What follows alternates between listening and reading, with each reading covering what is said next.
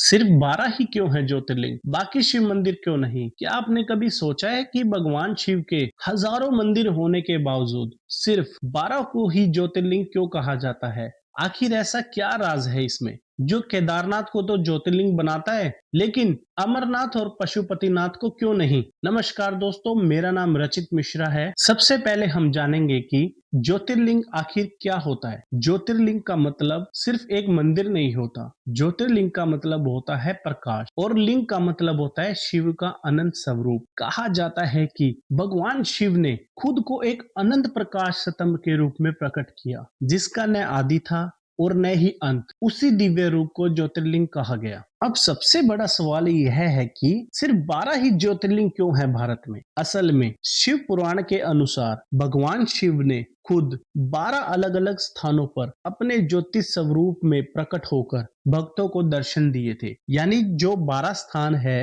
वो खुद शिव द्वारा चुने गए दिव्य पॉइंट्स है। इसलिए ये संख्या इंसानों ने नहीं बल्कि खुद भगवान ने तय की है। जैसा कि केदारनाथ, यह सिर्फ एक मंदिर ही नहीं है, यह वह स्थान है जहां महाभारत के बाद पांडवों को भगवान शिव ने दर्शन दिए थे और शिव ने वहां ज्योति स्वरूप धारण किया। इसलिए केदारनाथ ज्योतिर्लिंग बना। अब बात आती है कि अमरनाथ और पशुपतिनाथ क्यों नहीं है शामिल ज्योतिर्लिंग में? आखिर वो भी तो बहुत बड़ा धाम है। लाखों लोग आते हैं यात्रा पर दर्शन करने के लिए और भक्ति के लिए। असल में क्या है, अमरनाथ में बर्फ का शिवलिंग बनता है जो कि प्रकृति रूप में है, लेकिन वहां शिव ने ज्योतिर्लिंग रूप में प्रकट होने की कथा नहीं की है, मतलब उसमें कथा नहीं है। और पशुपतिनाथ जो नेपाल के काठमांडू में स्थित है, वो बहुत शक्तिशाली और प्राचीन मंदिर है, लेकिन वो ज्योतिर्लिंग की सूची में इसलिए नहीं आता क्योंकि उनका वर्णन शिव पुराण के 12 ज्योतिर्लिंग में नहीं होता। यानी हर महान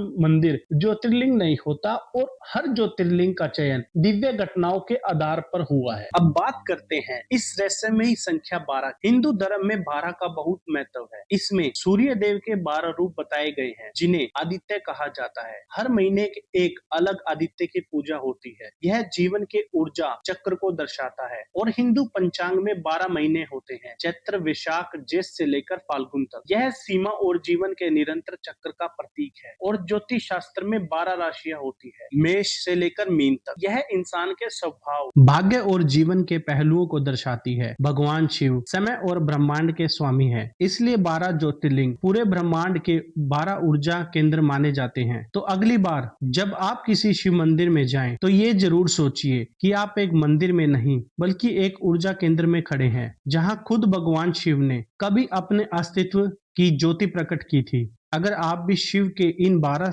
रहस्यों को मानते हैं तो हर हर महादेव जरूर लिखें। और ऐसे ही रहस्यमय वीडियो के लिए चैनल को सब्सक्राइब फटाफट से कर ले, ताकि मैं आपको ऐसी ऐसी रहस्यमय घटना के बारे में और कुछ इंटरेस्टिंग फैक्ट्स बताता रहूंगा, ताकि आपको सनातन धर्म की पूरी जानकारी मिल सके। धन्यवाद।